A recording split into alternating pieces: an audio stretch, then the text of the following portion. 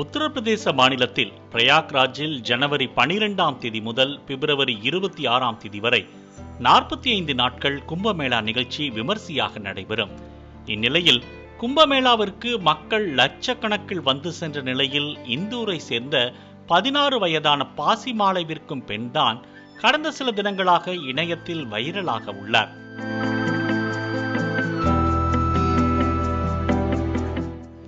Brown நிறம், காந்த கண்களால், அழகான சிரிப்பு ஆகியவற்றால் மோனாலிசா பலரையும் கவர்ந்துள்ளார். மோனாலிசாவின் புகைப்படம் இணையத்தில் தீயாக பரவிய நிலையில் அவர் விற்கும் மாலையை வாங்குவோரின் எண்ணிக்கையை விட அவருடன் செல்ஃபி மற்றும் வீடியோ எடுத்துக் கொள்பவர்களின் எண்ணிக்கையே அதிகமாக மாறியது.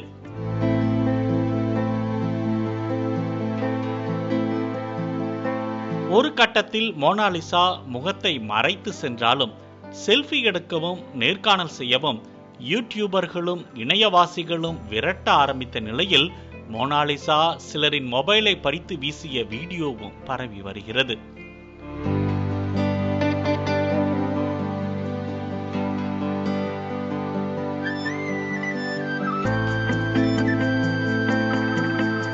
கும்பமேளாவில் தேவையில்லாத கவனத்தை தன் மகள் ஈர்ப்பதாக கருதிய மோனாலிசாவின் தந்தை அவரை சொந்த ஊரான இந்தூருக்கே இரவோடு இரவாக பேருந்தில் அனுப்பி வைத்துள்ளார்.